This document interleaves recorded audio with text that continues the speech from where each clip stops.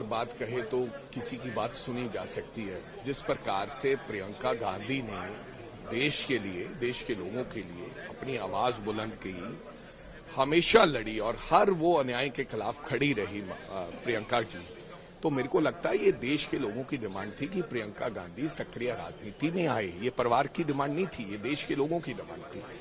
और उसके साथ साथ मैं ये कहना चाहूंगा कि बिट्टू जी जो ये बात कह रहे हैं, कम से कम वो तो नहीं कहें। बिट्टू जी का पूरा परिवार, दादाजी मुख्यमंत्री थे और खुद बिट्टू जी 3 बार सांसद कांग्रेस पार्टी से रहे। बिट्टू जी के भाई को कांग्रेस पार्टी ने मंत्री बनाया, एमएलए बनाया, ये एमएलए थे, वो मंत्री थे।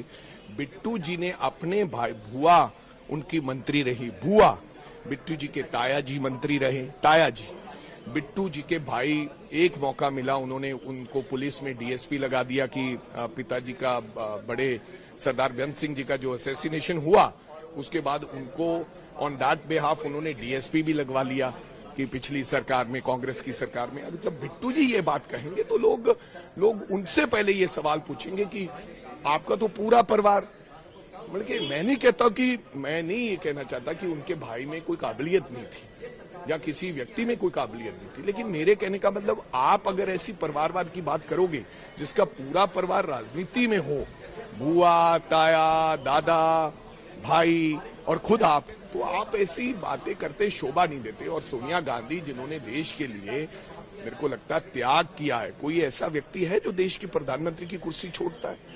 सोनिया गांधी जी ने इस देश के लोगों के लिए, इस देश के लिए एक सरदार को देश का प्रधानमंत्री बनाया और खुद वो कुर्सी छोड़ी। कोई छोटे से छोटी जगह छोड़ने के लिए तैयार नहीं है राजनीति में। आज मोदी जी कोई जगह छोड़ रहे हैं क्या? कोई मंत्री छोड़ रहा है?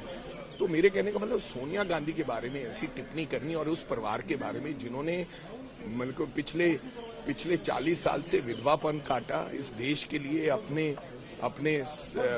पति की मतलब खून दिया है, उसके बारे में ऐसी बात। और बिट्टू जी उसी सोनिया गांधी जी के पांव हाथ छूते थे और कहते थे, मैडम मेरे खून का कतरा कतरा भी आपके लिए। बीजेपी को खुश करने के लिए ऐसी बातें करनी अच्छी नहीं है।